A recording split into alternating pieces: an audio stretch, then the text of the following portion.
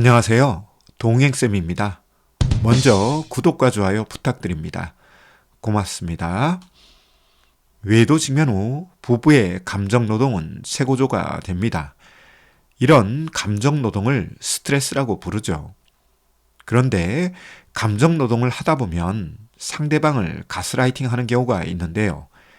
여기에는 외도 피해자가 외도 행위자를, 반대로 외도 행위자가 외도 피해자를 가스라이팅 하는 경우가 있죠. 이에 오늘은 외도 행위자가 외도 피해자에게 행하는 가스라이팅 세 가지를 다뤄봅니다. 첫째, 외도 피해자의 동정심을 자극합니다. 외도 행위자가 외도 피해자의 측은지심을 자극하는 것이죠. 비록 외도 행위는 부적절했지만 외도 피해자의 동정심을 자극해 외도 문제를 회피하는 것이죠. 이럴 경우 외도 피해자는 진퇴양난에 빠집니다. 그래서 감정을 억압하는 감정 노동을 하죠.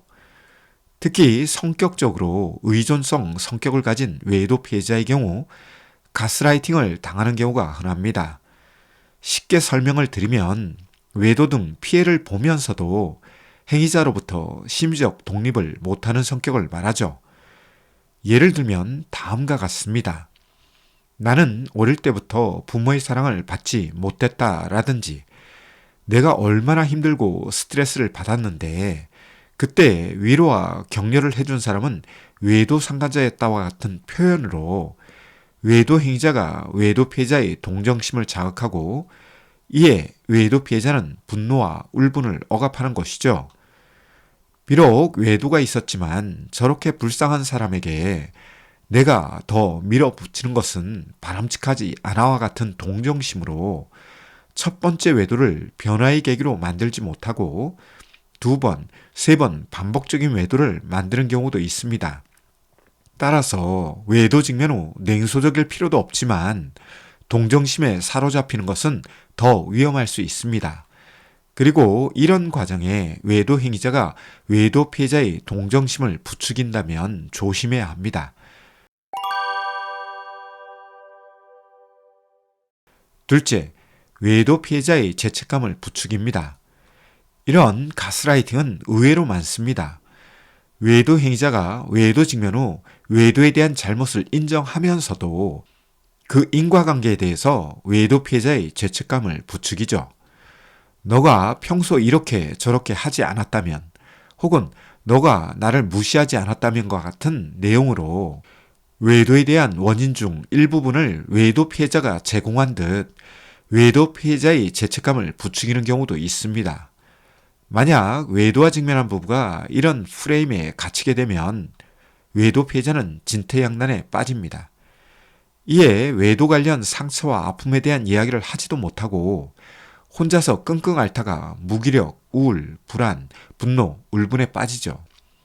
아울러 외도 피해자의 죄책감을 부추기는 사람들 중에는 외도 행위자의 원가족도 한몫을 하는데요. 외도 행위자의 이야기만 들은 외도 행위자의 원가족은 팩트 체크도 하지 않은 채 외도 피해자를 공경에 몰아넣습니다. 문제는 이런 가스라이팅에 빠질 경우 외도 피해자가 외도를 자신의 잘못이라고 자책한다는 것이죠. 그렇지 않아도 외도로 자존감이 하락하는데요. 가스라이팅까지 당하면 자존감이 더 하락합니다. 또한 피암시성이 강화되어 사실과 거짓에 대해 모호해지고 많이 들은 내용으로 그것이 사실인 것처럼 생각하기도 하죠. 따라서 외도 피해자의 피암시성은 위험하며 이 함정에 빠질 경우 근거도 없는 자책을 하는 경우도 있습니다. 마지막으로 외도 피해자를 이상한 사람으로 만듭니다. 외도 피해자는 외도 직면 후 외도에 대한 사실을 알고 싶어 합니다. 그런데 외도 내용에 대한 퍼즐이 맞추어지지 않으면 이 부분에 대해 외도 행위자에게 묻고 또 묻죠. 당연히 외도 행위자 입장에서는 곤란하고 힘들 것입니다. 이에 외도 내용에 대한 고백과 자백을 거부하죠. 그러다 보니 외도 피해자는 빠진 퍼즐 조각에 대해 상상을 하거나 추측 및 추론을 합니다. 그런데 이런 과정에서 외도 행위자는 외도 피해자를 망상 환자처럼 만들어버리기도 합니다. 이에 외도 피해자를 이상한 사람으로 만들죠. 그리고 이런 현상이 부부 사이에만 존재하는 것이 아니라 자녀들도 외도 피해자를 이상한 사람으로 만듭니다. 특히 외도 행위자가 경제권을 가지고 있는 경우, 미성년 자녀나 경제적으로 취약한 자녀들의 경우 외도 행위자에게 경제적으로 예속, 종속되는 경우가 있고 이를 활용하는 외도 행위자도 있죠. 그러다 보니 외도 피해자는 상처 아픔뿐만 아니라 자신을 지지해줄 자녀들에게도 배척당하면서 이중, 삼중의 고통과 괴로움에 빠지게 됩니다. 따라서 외도 피해자는 외도 직면 후 외도 행위자의 가스라이팅을 조심해야 합니다. 아울러 외도와 직면하였지만 심적 자립과 함께 자존감을 건강하게 유지하는 노하우가 필요합니다.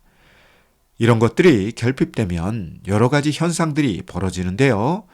이 현상 중에는 상식을 뛰어넘는 것도 많죠. 대표적인 것으로 외도 피해자가 근거도 없이 스스로를 책망하거나 비난하는 것이죠. 말 그대로 외도 행위자의 가스라이팅에 빠지거나 자신을 비하하면서 외도 문제를 해결하려고 하는 것이죠. 이 과정에서 극단적인 생각이나 행동을 하는 분들도 있는데요. 나만 사라지면 모든 문제가 해결되겠지와 같은 심리가 극단적인 사고를 강화하고 극단적인 행동을 부추깁니다. 이는 매우 위험한 상태일 수 있는데요. 만약 여러분이 외도 직면 후 이런 상황이라면 즉시 외부적 도움을 받으셔야 합니다. 외도 직면 후 부부의 감정 노동은 심적 에너지를 소진되게 만듭니다. 따라서 외도 직면 후 심적으로 소진되면 작은 자극에도 과민하게 되고 고통을 더 강하게 느낍니다. 아울러 이혼을 하는 부부들도 증오와 혐오 때문보다 심적 에너지 소진 때문에 하는 경우도 더 많습니다. 이에 외도 직면 후 상담 치료가 필요하다고 말씀드리는 것은 이런 소진을 예방하고 외도를 극복하기 위함입니다. 이런 점을 부디 참고하셔서 외도 직면 후 상처 치료에 최선을 다하시길 바랍니다. 오늘은 외도 직면 후 부부의 감정 노동 및 외도 행위자의 가스라이팅에 대해 다루어 보았는데요. 내용이 유익하고 공감되었다면 구독과 좋아요 부탁드립니다. 고맙습니다.